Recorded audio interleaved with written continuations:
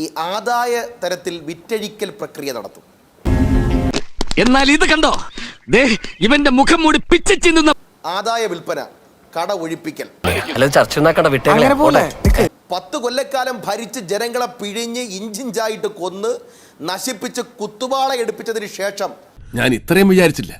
ജഗജില്ലയിലെ തക്കാപ്പിച്ച ഇട്ട് തന്നാൽ അതിൽ കയറി പിടിച്ചുകൊണ്ട് ഞങ്ങൾക്ക് തന്നെ വീണ്ടും ജനം വന്ന് വോട്ട് കുത്തിത്തരും എന്നൊരു ധാരണ ഞാൻ മനസ്സിലാക്കിയിടത്തോളം ഒരു തവണ എന്തായാലും കടിയേക്കും.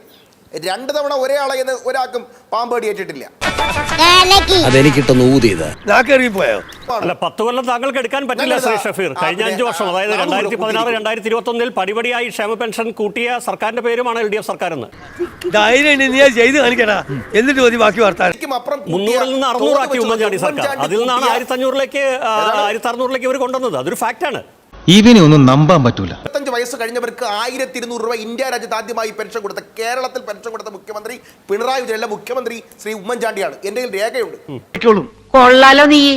നിങ്ങൾക്ക് തർക്കിക്കാവോ? ഇല്ല, അയ്യപ്പദാസിന് തർക്കിക്കാൻ പറ്റില്ല. ശരി, നിന്നെ പതുക്കെ 2-3 ഇടിയിടിച്ച് എനിക്ക് അവന്മാരുടെ മുമ്പിൽ ഷൈൻ ചെയ്യണം. മുഖപത്രത്തിൽ, CPM-ന്റെ മുഖപത്രത്തിലെ ആദ്യ പേജിൽ കവർ പേജിൽ 1-ാം പേജിൽ എഴുതി വെച്ചിരിക്കുന്നത് കേവലം 100 രൂപയാണ് ഉമ്മൻചാണ്ടി സർക്കാരിന്റെ കാലത്ത് കൂട്ടിയതാണ്. പച്ചനുണയാണ് എഴുതി വെച്ചിരിക്കുന്നത്. ഈ വക കൂതറ കളി കളിക്കാൻ നിനക്കല്ലാതെ മറ്റാർക്കും സാധിക്കില്ല. 33 ലക്ഷം പേർക്ക് പെൻഷൻ കൊടുത്തത്. ഒരു വീട്ടിൽ ഒരാൾക്കെങ്കിലും പെൻഷൻ. ഞങ്ങളുടെ കൃത്യമായ ധാരണയായിരുന്നു.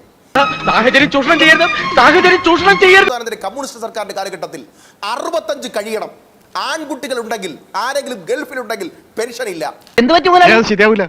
പറഞ്ഞു 3 ലക്ഷം എന്നുള്ളത് എടുത്തു മാറ്റുകയാണ്. ആൺമക്കൾ ഉണ്ടെങ്കിലും പെൻഷൻ ആകാം.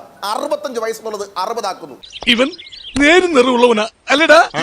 ഇങ്ങനെ കൂടി പറഞ്ഞു, ഒരാൾക്ക് 1, 2, 3 പെൻഷൻ ആകാം. നമ്മളായിട്ട് എന്തിനാണോ ശത്രുവിന്റെ കയ്യിൽ ആയുധം കൊണ്ട് കൊടുക്കുന്നത്? കഴിഞ്ഞ വയോവൃദ്ധർക്ക് ഇന്ത്യയുടെ ചരിത്രത്തിൽ ആദ്യമായി, കേരളത്തിൽ ആദ്യമായി 1200 രൂപ പെൻഷൻ കൊടുക്കുന്നു. ഞങ്ങളാ കൊടുത്തത്. ക്ഷീണിച്ച് കിടക്കുക, ബോധം വരുമ്പോ എണീറ്റ് പൊയ്ക്കോളും.